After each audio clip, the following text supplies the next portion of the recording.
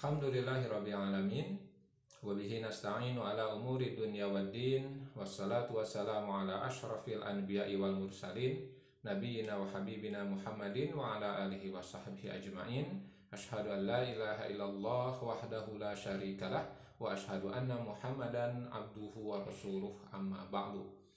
Alhamdulillah kita bisa dipertemukan kembali pada perkuliahan ilmu pendidikan Islam. Insya Allah pada pertemuan kali ini kita akan membahas tentang konsep peserta didik dalam Islam. Pada pertemuan sebelumnya kita sudah membahas tentang konsep pendidik dalam Islam, yang mana hakikat pendidik itu kalau dilihat dari sudut pandang Islam terkait dengan konsep-konsep yang sudah pernah disampaikan tentang hakikat pendidikan Islam terkait dengan istilah-istilah yang digunakan dalam Al-Quran. Jadi jika dalam Al-Quran disebutkan bahwa pendidikan itu adalah tarbiyah, maka para pendidik disebutnya murabbi. Kemudian pendidik juga disebut dengan mu'alim karena proses pendidikan disebut ta'lim.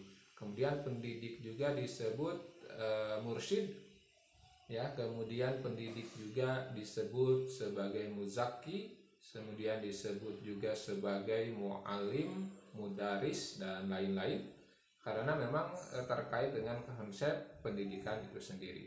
Nah, pada pertemuan kali ini kita akan membahas tentang konsep peserta didik dalam Islam dan akan terikat dengan istilah-istilah yang tadi juga, tetapi tentu ada sudut pandang yang berbeda, ada peristilahan yang khusus yang bukan hanya diambil dari teks nas, tapi juga diambil dari pendapat para ulama dan para ahli pendidikan. Baik, supaya tidak terlalu menyita waktu, kita masuk ke materi. Mohon maaf untuk kali ini videonya kita tutup, kita tampilkan slide-nya saja. Baik, apa itu peserta didik dalam Islam? Peserta didik dalam Islam itu menggunakan beberapa istilah. Misalnya ada istilah muta'alim, ada istilah murid, ada istilah tolib, dan yang jamak atau yang sering digunakan adalah istilah tilmid.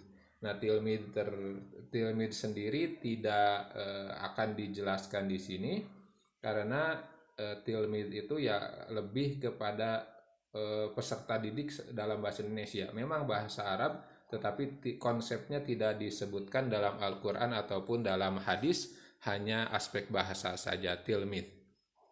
Sedangkan muta'alim, murid, tolib ini disebutkan begitu di dalam teks Al-Quran ataupun hadis terkait dengan bagaimana pendidikan berjalan. Yang pertama peserta didik itu disebut dengan muta'alim. Muta'alim itu kan akar katanya dari akar kata ilmu juga, al-ilmu, ya. Kemudian dari kata ilmu itu muncul kata yang lain derivasinya, yaitu ta'allama ya ta'allamu, artinya belajar, ya, mengulang-ulang. Jadi dari kata alima artinya mengetahui, kalau ta'allama mengulang-ulang sehingga menjadi faham. Nah, kata muta'alim sendiri memang kalau di dalam Al-Quran tidak disebutkan, ya, tidak disebutkan kata muta'alim, tetapi di dalam hadis Rasulullah Shallallahu Alaihi Wasallam menyebutkan lafaz ini. Kata beliau, ugdu aliman au muta'alliman au mustami'an au muhibban wala takunil khamisata fatahliku. Ugdu aliman, jadilah engkau orang yang alim.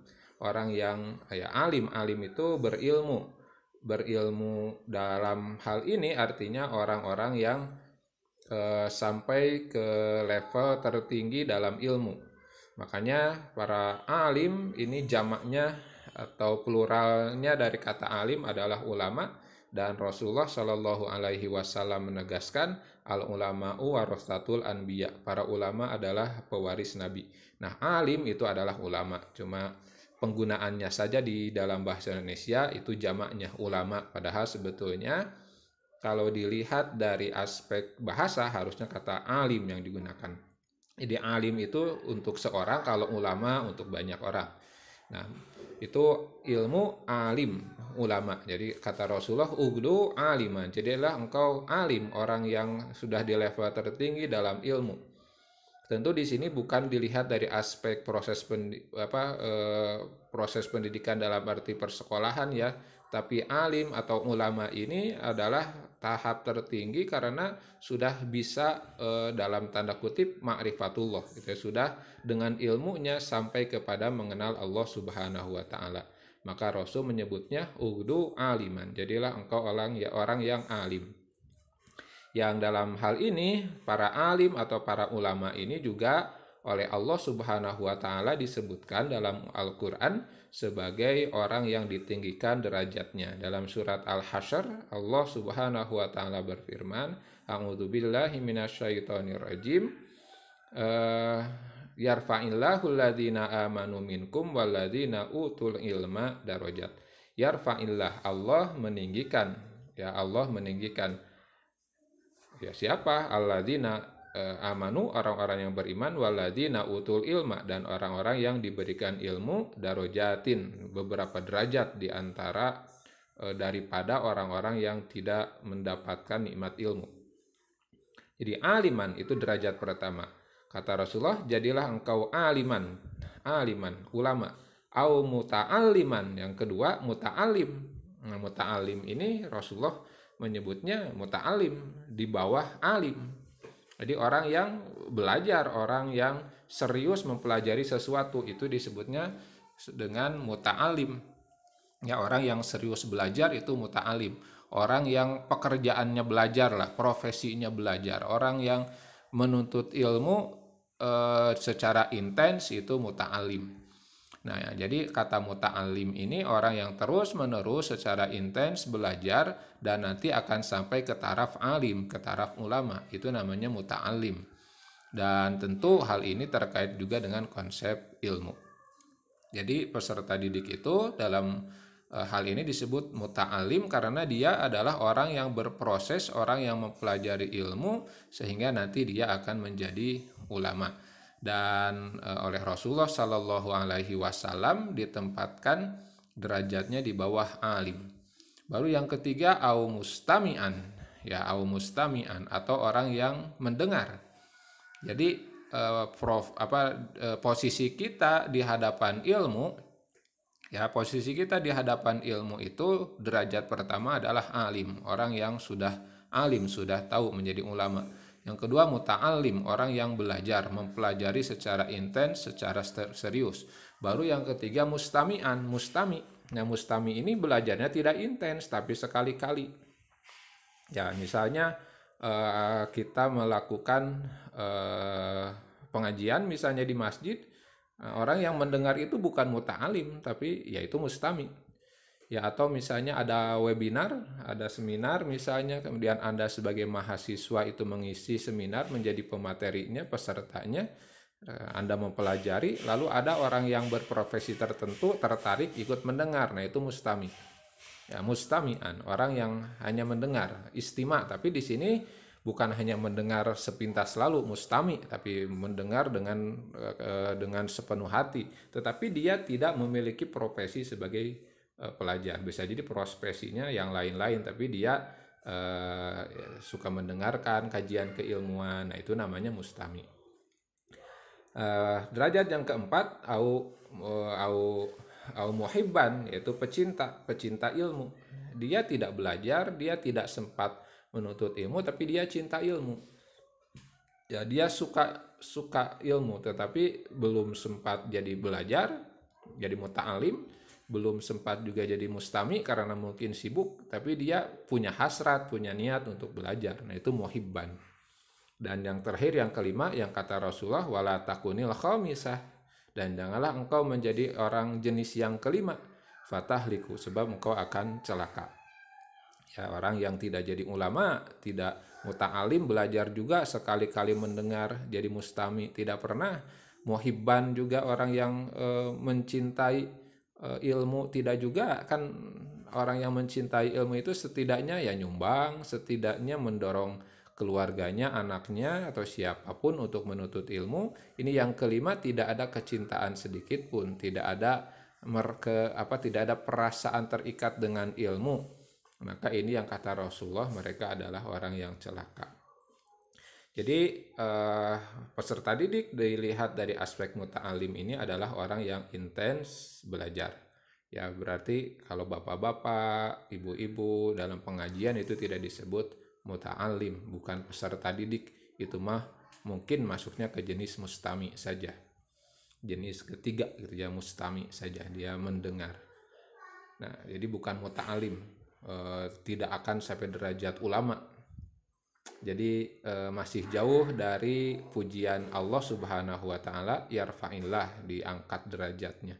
Atau seperti pujian Allah baik Allah ataupun Rasulullah dalam Al-Qur'an dan dalam Al-Hadis bahwa para ulama adalah pewaris Nabi. Ya, ini belum.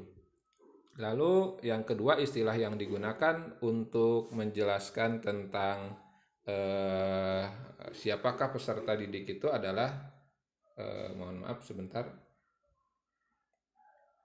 ya, adalah murid. Ya, murid ini dari kata aroda yuridu. Nah, kemarin sudah pernah dijelaskan. Aroda yuridu irodatan. Jadi orang yang memiliki kehendak, orang yang memiliki maksud untuk mendapatkan ilmu. Nah, di bawah bimbingan mursyid biasanya. Jadi kalau murid ini lawannya adalah mursyid. Kalau muta'alim tadi lawannya mu'alim. Nah, mu'alim nanti levelnya jadi ulama. Muta'alim, mu'alim, mursyid, dan murid. Murid ini orang yang mempelajari suatu ilmu, berkehendak kepada sesuatu, dan ingin mendapatkan ilmu, khususnya ilmu agama. Jadi untuk murid ini sebetulnya lebih sempit maknanya kalau dalam bahasa Arab, dan dalam peristilahan juga sering digunakan untuk dunia keagamaan saja atau ilmu-ilmu yang terkait dengan akhlak, ilmu tasawuf. Biasanya ada istilah murid dan mursyid gitu ya. Nah, jadi murid itu maknanya lebih sempit sebetulnya kalau dalam bahasa Arab. Berbeda dalam bahasa Indonesia maknanya luas gitu ya. Murid itu ya murid. Nah, kalau dalam bahasa aslinya murid itu adalah orang yang belajarnya khusus keagamaan, khusus mempelajari kejiwaan, bukan kebatinan ya, kejiwaan, untuk mengenal Allah Subhanahu wa taala. Lalu yang ketiga ada yang disebut dengan tolib. Nah, tolib nanti jamaknya tulab atau tolabah. Nah, ini juga maknanya lebih khusus, sebab tolib itu biasanya kalau dalam bahasa Arab lebih merujuk kepada orang yang dewasa yang menuntut ilmu. Makanya dia menggunakan lafaz tolib dari tolaba yatlubu, yang artinya menuntut atau menghendaki sesuatu. Tolib artinya menuntut ilmu, menghendaki sesuatu ilmu. Kata Rasulullah Shallallahu Alaihi Wasallam, tolabul ilmi faridatun ala kulli muslimin. Menuntut ilmu itu faridah, wajib bagi setiap muslim. Nah, tolib ini biasanya dimaknai dalam pemaknaan bahasa Arab sekarang adalah para mahasiswa. Seperti Anda disebutnya tolib, bukan tilmid atau muta'alim. Kalau muta'alim maknanya sangat luas. Nah, tolib lebih khusus orang yang menuntut ilmu, dia mencari ilmu dan usianya sudah dewasa. Dan kata tolib ini biasanya juga digunakan misalnya pada contoh orang-orang yang menuntut ilmu, mencari hadis, misalnya di zaman dahulu, di zaman para salafus sholih, mencari ke berbagai daerah, ke berbagai wilayah, menemui para ulama dari kalangan para sahabat dan tabi'in untuk mendapatkan ilmu. Nah, ini disebutnya tolib. Nah, jadi kata tolib ini maknanya lebih khusus. Dia memiliki makna pelajar atau peserta didik dalam makna peserta didik yang sudah dewasa, ya dewasa ke atas lah, dari usia mahasiswa ke atas, itu disebutnya tolib atau tulab jamaknya. Nah, itulah peserta didik ditinjau dari sudut pandang aspek kebahasaan. Selanjutnya, siapakah peserta didik itu? Nah, menurut pendapat para ahli, ya ahli agama, para ahli pendidikan maksud saya, dijelaskan bahwa peserta didik itu hakikatnya bukanlah miniatur orang dewasa. Nah, jadi jangan salah, jangan aneh bahwa ada pandangan filsafat ya pandangan pemikiran, bukan filsafat, yang menganggap bahwa anak kecil itu adalah miniatur orang dewasa, maka cara belajarnya harus seperti orang dewasa begitu. Nah, ada yang seperti itu. Nah, pandangan ini muncul di abad pertengahan, ya, di masa filsafat skolastik, lebih kepada di masa abad kegelapan di Eropa begitu ya, yang menganggap bahwa anak kecil itu adalah setengahnya orang dewasa, nah, miniatur orang dewasa. Jadi gereja memaknai seperti itu kalau tidak salah. Jadi di dalam filsafat skolastik seperti itu. Jadi bahwa anak kecil itu ya belajarnya ya harus sama dengan orang dewasa. Makanya di gereja-gereja itu kalau tidak salah ya anak-anak yang masih kecil pun ketika mereka mempelajari atau menjadi apa ya, menjadi ya memiliki pelajaran lah begitu ya, mempelajari suatu pelajaran itu ya tidak mengenal metode ya gitu. Ya tentu kalau di zaman sekarang sih sudah ada perubahan ya, karena aliran agama Kristen, aliran filsafatnya juga sudah banyak aliran, dan ya dipengaruhi juga dengan perkembangan pemikiran yang modern. Tapi intinya dalam Islam dipandang bahwa peserta didik itu bukanlah orang dewasa, bukan miniatur orang dewasa. Maka cara belajarnya, cara mengajari mereka pun tidak boleh disamakan dengan mengajari orang dewasa. Nanti lahir dalam dalam dunia pendidikan apa yang disebut dengan pedagogi dan apa yang disebut dengan andragogi. Pedagogi itu adalah konsep pendidikan untuk anak kecil ya gitu, untuk anak remaja, untuk anak-anak lah. Sedangkan andragogi adalah konsep pendidikan untuk orang dewasa. Nah, untuk Anda di level mahasiswa, maka Anda sudah ada di level andragogi, sudah di level orang dewasa.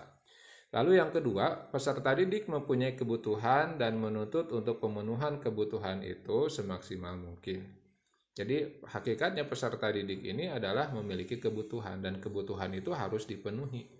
Kebutuhan apa? Yang paling besar sebetulnya kebutuhan rasa ingin tahunya.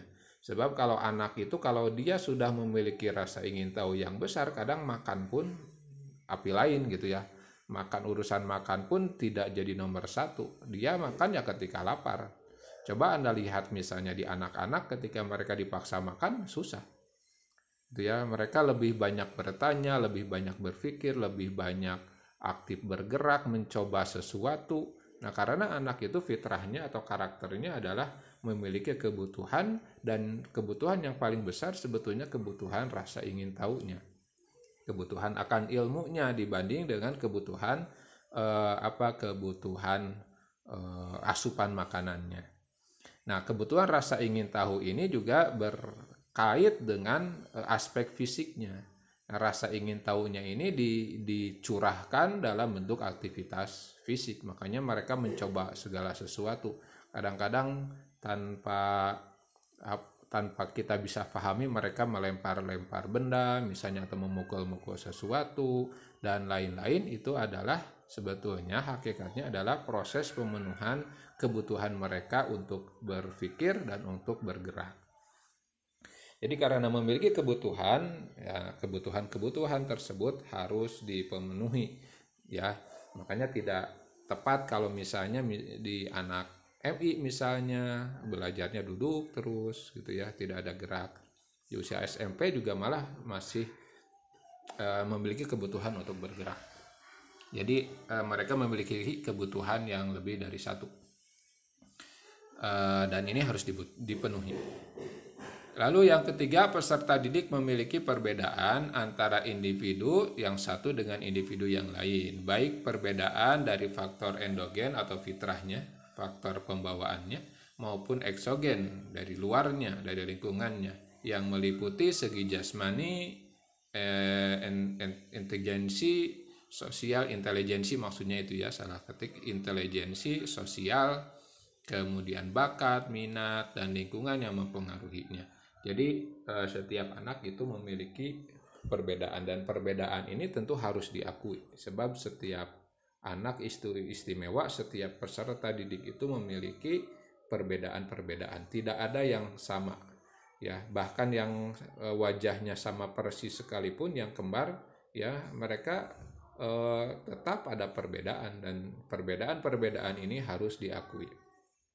Lalu yang keempat, peserta didik itu merupakan kesatuan sistem manusia. Jadi manusia itu kan tubuhnya ya jasmani rohaninya itu kan sebuah sistem. Ya satu bagian dengan bagian yang lain saling terkait dan saling membutuhkan. Ya dan tidak bisa dipisahkan. Jadi tubuh manusia itu dan juga jasmani dan rohaninya itu ya saling terkait.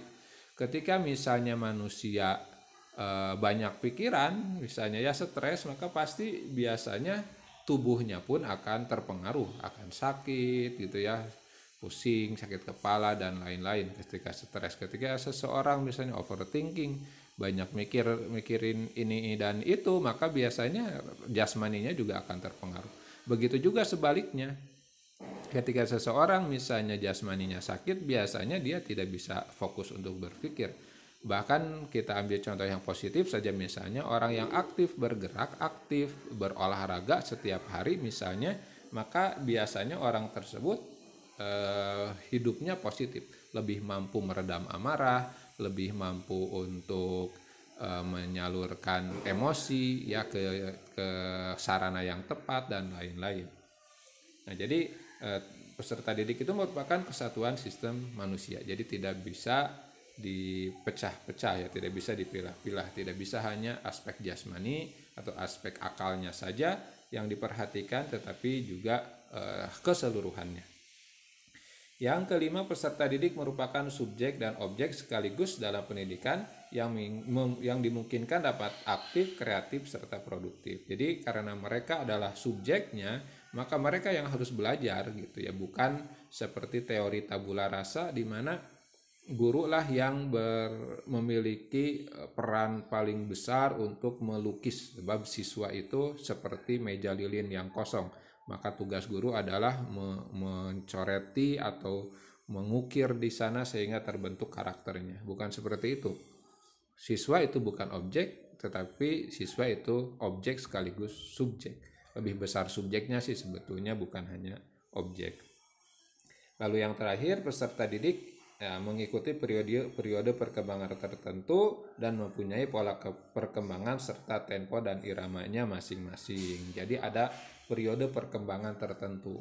Tentang perkembangan peserta didik ini nanti akan dibahas secara detail, secara rinci ya di mata kuliah perkembangan peserta didik. Jadi tidak akan dibahas terlalu dalam di sini sebab bukan tempatnya. Intinya setiap peserta didik itu memiliki pola perkembangan, baik perkembangan itu kejiwaan ya, lebih ke kejiwaan rohaninya gitu ya. Kalau jasmani disebutnya pertumbuhan.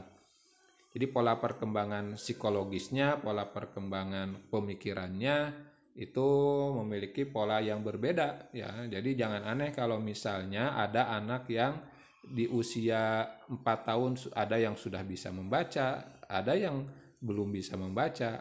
Ya, mereka mampu membaca di usia 6 tahun dan lain-lain. Itu bukan bodoh ya, bukan bodoh, bukan terbelakang ya. Itu pola perkembangan dan temponya saja yang berbeda. Begitu. Sebab ketika seseorang unggul di satu sisi, maka di sisi yang lain berarti masih dalam proses perkembangan. Ya kematangannya nanti akan berbeda-beda setiap aspek itu. Jadi manusia itu tidak ada yang sepenuhnya sama, bahkan tidak ada yang sama. Pola perkembangan anak, tempo perkembangannya serta irama perkembangannya berbeda-beda. Nah nanti silakan dikaji secara detail di mata kuliah perkembangan peserta didik. Selanjutnya fase perkembangan biologis. Dalam Al-Quran di surat Al-Mu'min ayat 67 Allah Subhanahu wa Ta'ala berfirman, Dialah yang menciptakan kamu dari tanah, kemudian dari setetes mani, sesudah itu dari segumpal darah, kemudian dilahirkannya kamu sebagai seorang anak, kemudian kamu dibiarkan hidup supaya kamu sampai kepada masa dewasa, kemudian dibiarkan kamu hidup lagi sampai tua. Nah, di antara kamu ada yang diwafatkan sebelum itu. Kami berbuat demikian supaya kamu sampai kepada ajal yang ditentukan dan supaya kamu memahaminya. Nah, di surat Al-Mu'min ini secara tersirat ada proses pertumbuhan biologis atau perkembangan biologis anak-anak, di mana fase-fase yang dilalui yang pertama adalah masa embrio dalam perut.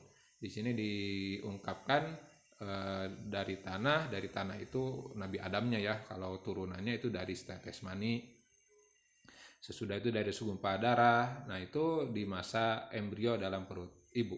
Kemudian sesudah dilahirkan sebagai seorang anak berarti ada masa kanak-kanak.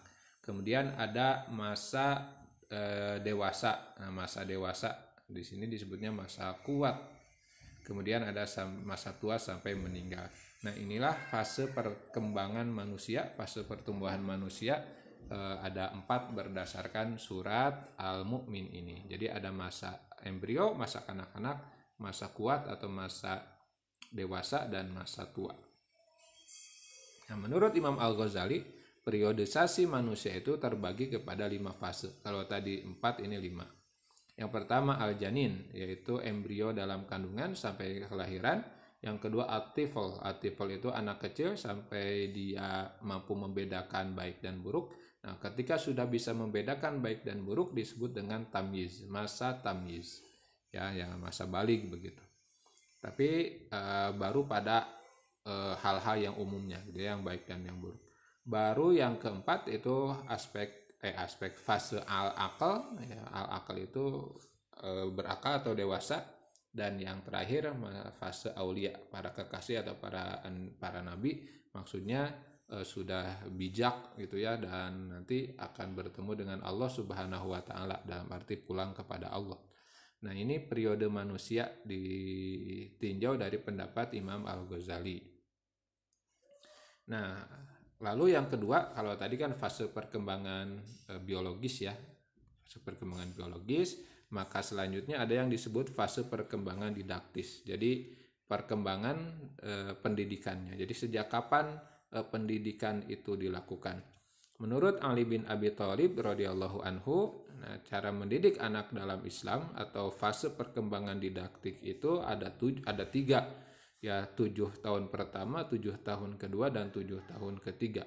7 tahun pertama menurut pendapat sahabat Ali bin Abi Thalib radhiyallahu anhu, maka anak itu fase pertama ini harus diperlakukan seperti raja. Jadi bukan dimanja, ya, dididik seperti raja. Kemudian di 7 tahun yang kedua, 8 sampai 14 tahun diperlakukan sebagai tawanan. Jadi diatur segala rupanya persis seperti tawanan, didisiplinkan.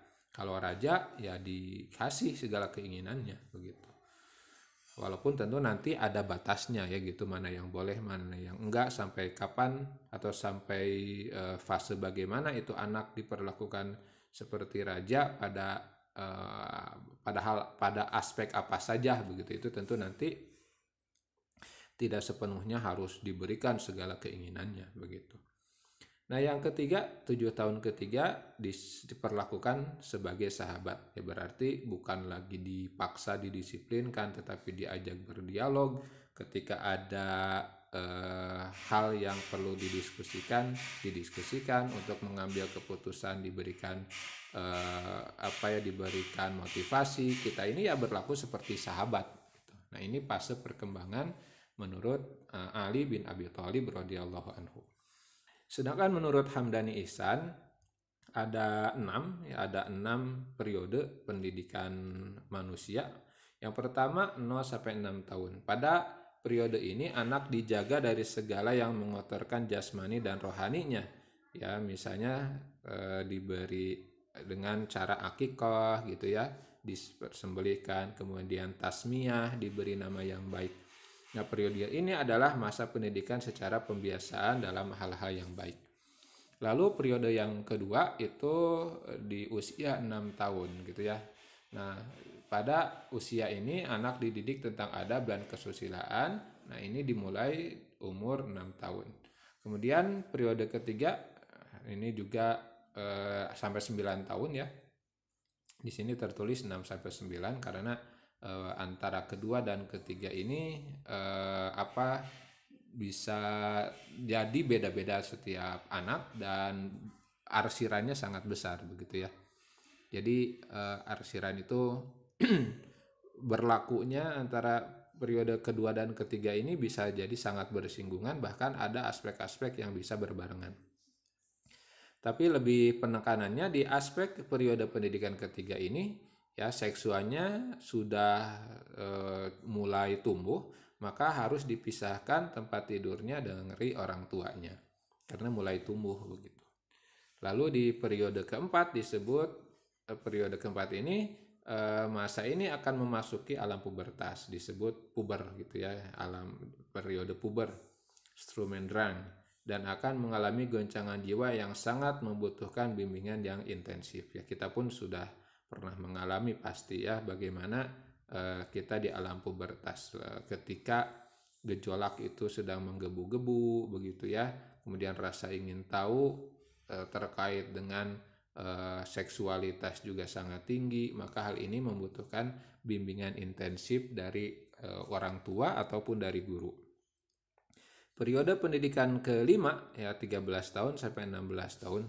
Pada masa ini anak telah mengalami kematangan dan kedewasaan nafsu birahinya. Nah, maka diperlukan banyak pengawasan. Jadi lebih banyak pengawasan. Tapi bukan berarti diawasi di sini bukan berarti tidak diberikan kebebasan, tapi ya bebas yang bertanggung jawab karena sudah mulai matang dan dewasa. Nah, pada masa ini pun menurut pandangan Hamdani tadi, hal ini ayah sudah bisa mulai menikahkan. Jadi lepas dari kalau sudah masuk usia ini ya sudah bisa dinikahkan begitu sebetulnya. Karena sudah mampu, sudah punya kematangan dan kedewasaan. Masalahnya kalau di Indonesia secara khusus nih masalahnya ya kedewasaan ini tidak dibangun. Ya kesiapan. Jadi periode ini penting untuk dikaji ya. Periode kehidupan manusia di Indonesia itu lebih banyak dikaitkan dengan masa sekolah. Jadi bukan dikaitkan dengan masa kematangan individunya, tapi dikaitkan dengan kewajiban sekolahnya. Makanya kita mengenal misalnya 6 tahun anak-anak 6 sampai 12 tahun masa SD, 12 atau 13 sampai 15 atau 16 itu masa SMP ya sudah SMP masuk sampai usia 19 itu masa SMA, sudah masa SMA usia 19 sampai 23 atau 24 masa kuliah. Nah baru sudah masa kuliah masuk masa nikah. Nah, pemahaman ini berkembang di masyarakat banyak sehingga dianggap bahwa sekolah itu nikah itu bertentangan dengan kuliah. Kalau dengan sekolah sih ya mungkin ada proses kematangan yang harus ditingkatkan dulu, disiapkan dulu. Nah, di kita ya jadi sesudah masa nikah atau masa kuliah, masa nikah dan masa kerja. Nah, periode nikah, periode kerja. Jadi kalau di usia 19 sampai 23 gitu ya di Indonesia sering dianggap masa kuliah. Sehingga yang kuliah itu tidak bekerja, tidak mencoba menjadi pribadi yang mandiri sehingga mereka terlambat gitu ya, Padahal kalau dilihat dari periode pendidikan ini harusnya di usia 13 sampai 16 itu disebut dengan masa nikah atau masa mulai boleh si ayah menikahkan anaknya, berarti di masa ini harusnya anak sudah siap. Jadi harusnya pembekalan kemandirian itu diberikan sejak sebelum ini. Begitu. Sedangkan di kita ya nanti saja kerja mau udah beres kuliah, biasanya makna difahami seperti itu. Padahal harusnya ya, dan ini dipraktekannya di Amerika atau di negara-negara barat lah bisa dikatakan. Anda mungkin pernah melihat di televisi begitu ya bagaimana di barat itu kalau anak sudah usianya 17 tahun itu ya sudah tidak boleh hidup dengan orang tuanya. Bukan tidak boleh sih, sudah boleh ya, sudah sangat boleh hidup sendiri, hidup mandiri, mencari nafkah sendiri. Nah di kita 17 tahun itu masih namprak minta duit ke orang tua gitu. Bahkan kalau di Inggris itu kalau tidak salah masa pendidikan SMA itu sampai 16 tahun. Nah kalau di kita gitu ya. Di kita masa kemandirian kapan? Nanti sudah kuliah baru mikir kerja. Padahal harusnya disiapkan gitu sejak awal. Nah, ini yang saya maksud bahwa periode pendidikan ini penting untuk dikaji ulang gitu. Jangan sampai di Indonesia kita ini terlambat dewasa. Secara jasmania, secara biologis kita sudah matang ya. Di usia 13 sampai 16 tahun itu udah matang, udah balik, sudah kalau perempuan sudah haid, kalau laki-laki sudah mimpi basah, tetapi jiwa kedewasaannya tidak ada. Ya, jiwa kedewasaannya tidak ada sehingga ketika disuruh mencari nafkah dan lain-lainnya tidak siap sama sekali gitu. Sedangkan di negara-negara barat ya sudah biasa, itu sudah dilakukan bahwa di usia 16-17 itu ya sudah harus mandiri, mencari nafkah sendiri begitu. Nah, baru di usia di periode ke-6 disebutnya usia dewasa, maka dia harus lepas dari orang tuanya dan bertanggung jawab pada dirinya sendiri. Kan ini yang dilakukan di konsep barat gitu ya, dalam dunia barat.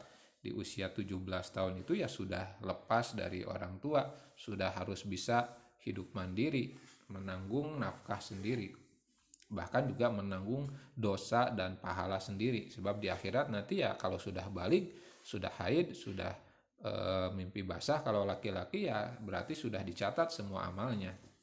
Nah, sedangkan di kita usia 20-an juga masih tergantung kepada orang tua. Nah, ini kan masih salah. Nah, sekarang Anda misalnya kuliah di UIN, apakah mikir gitu ya mencari nafkah sendiri untuk membiayai kuliah? Nah, rata-rata masih dibiayai oleh orang tua. Padahal seharusnya kalau lihat periode pendidikan ini usia 16-21 ini harusnya sudah mandiri dan kesananya gitu, tentu 22-23 sampai dewasa. Nah, lalu selanjutnya adab dan tugas peserta didik. Menurut Said Hawa, adab peserta didik itu yang pertama, murid harus mendahulukan kesucian jiwa sebelum yang lainnya. Artinya seorang murid harus suci dari akhlak yang buruk. Jadi ya inilah pentingnya menanamkan adab sejak kecil. Lalu yang kedua, murid harus mengurangi keterikatannya dengan kesibukan duniawiyah, karena dengan kesibukannya itu akan melengahkannya dari menuntut ilmu. Jadi harus mengurangi gitu ya, harus lebih berat kepada ilmu, bukan kepada urusan-urusan duniawi. Yang ketiga, tidak sombong terhadap orang yang berilmu, tidak bertindak sewenang-wenang terhadap guru. Artinya seorang murid itu harus tawadhu atau rendah hati terhadap guru yang berakhlak baik. Tidak perlu dijelaskan ya. Yang keempat, peserta didik itu atau murid itu adalah orang yang menekuni ilmu pada tahap awal harus menjaga diri dari mendengarkan perbedaan pendapat atau khilafiyah antar madhab ya. Karena hal itu akan membingungkan pikirannya. Jadi peserta didik itu harus menjaga diri tidak terlibat dalam hal-hal yang perdebatan terlebih dahulu gitu ya. Jadi yang dipelajari kalau kita jadi guru berarti jangan dulu membahas perbedaan fikih lah gitu atau perbedaan pemikiran, tapi fokus dulu kepada satu aspek sehingga mereka tidak bingung.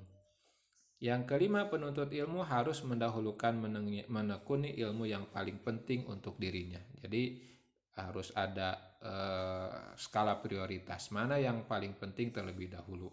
Nah, kalau dalam sudut pandang Imam Al-Ghazali yang paling penting ya ilmu fardu ain dulu, ilmu yang wajib-wajib dulu, baru sesudah itu ke fardu kifayah, baru nanti ke fadilah.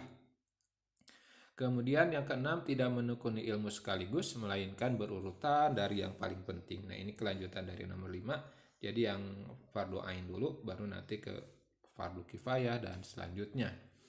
Yang ketujuh, hendaklah mengetahui ciri-ciri ilmu yang paling mulia.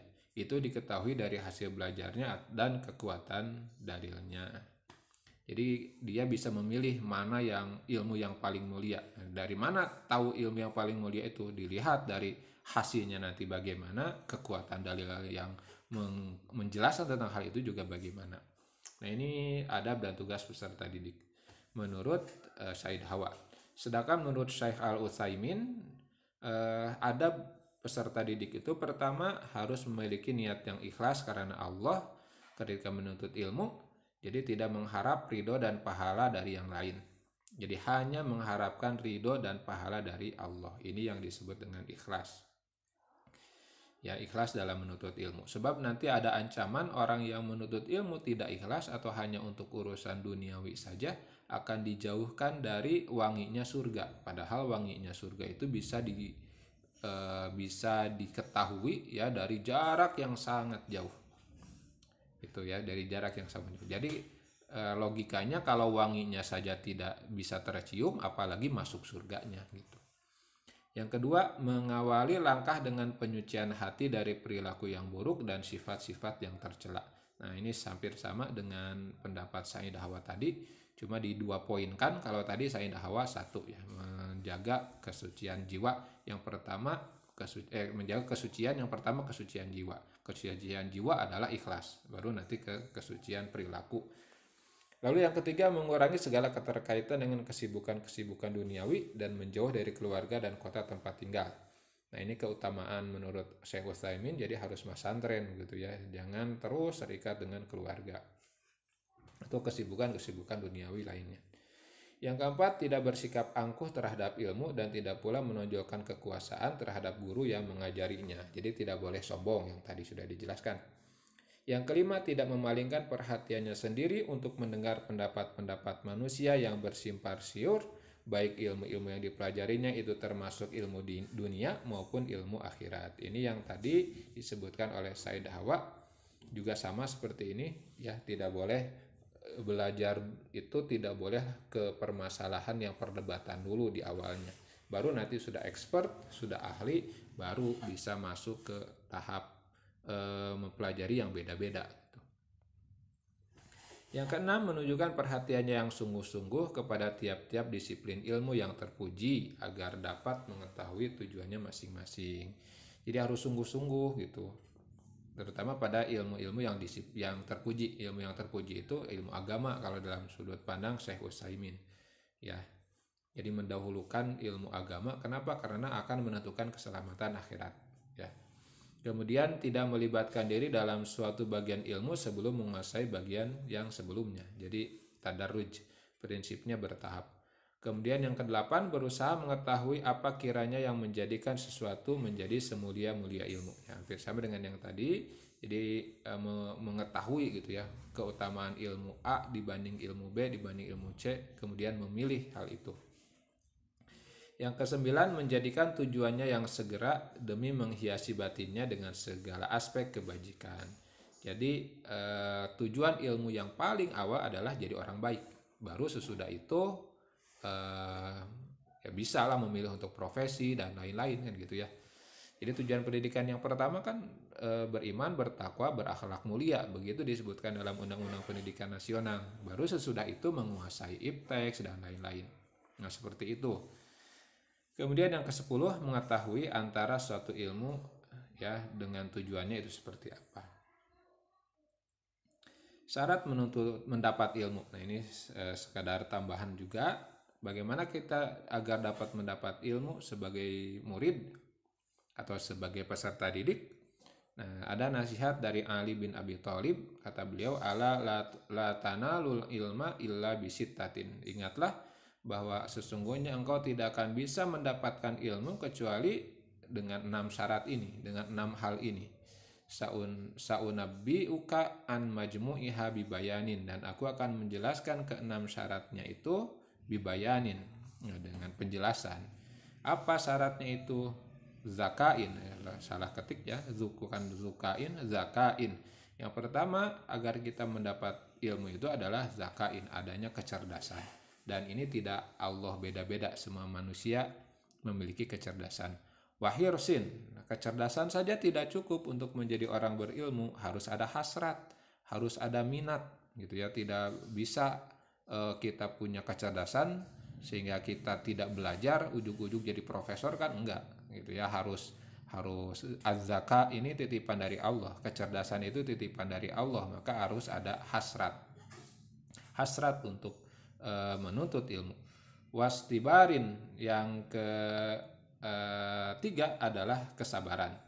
Jadi hirsin itu hasrat, atau di sini diartikan motivasi yang keras. hirsin itu hasrat, niat yang besar, motivasi yang besar. Yang ketiga istibarin, ya harus sabar gitu. Sebab yang namanya ilmu itu tidak instan.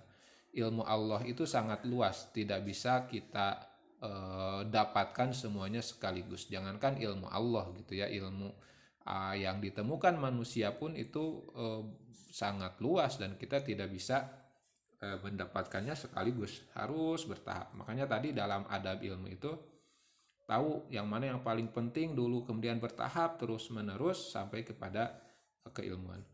Wa bulghatin, yang keempat adalah bulghah atau modal dan sarananya. Sebab kalau tanpa modal, tanpa sarana ya kita tidak akan bisa apa-apa. Ya minimal sarananya ya sarana sarana kekuatan kita yang kita miliki, tenaga yang kita miliki itu modal, itu sarana. Maksudnya begini, sering ada yang menerjemahkan modal ini adalah sarana, ini adalah harta. Memang benar harta itu, tapi tentu ada yang lebih penting dari harta. Ketika kita tidak punya harta tapi punya tekad untuk belajar, kan bisa kita cari beasiswa, kita bisa cari hal yang lain, yang misalnya cari uang sekaligus sambil magang gitu ya, untuk mendapatkan modal dan sambil belajar juga. Wa irsyadi ustadin, yang kelima, ilmu itu didapatkan jika ada petunjuk dari guru. Jadi harus ada gurunya. Tanpa guru bisa-bisa sesat. Dan yang kelima, wa tuli zamanin, ya, dan tuli zaman, masa yang panjang. Jadi belajar itu ya tidak bisa instan, memang membutuhkan waktu yang sangat panjang begitu. Ya, itu saja mungkin yang bisa disampaikan. Mudah-mudahan ada manfaatnya. Mudah-mudahan bisa membekali Anda untuk menjadi penuntut ilmu dan juga memahami seluk-beluk secara singkat tentang peserta didik, memahami bagaimana peserta didik itu seharusnya dan haknya seperti apa, sehingga nanti kalaupun Anda menjadi guru, Anda bisa menjadi guru yang baik. Baik, saya kira itu saja yang bisa disampaikan. Mohon maaf apabila ada kekurangan, kesalahan. Kita akan bertemu lagi di pertemuan selanjutnya. Kita tutup dengan hamdalah. Alhamdulillahirrabbilalamin. Aqulu qauli hadza wa astaghfirullah li wa lakum wal afu minkum. Wassalamualaikum warahmatullahi wabarakatuh.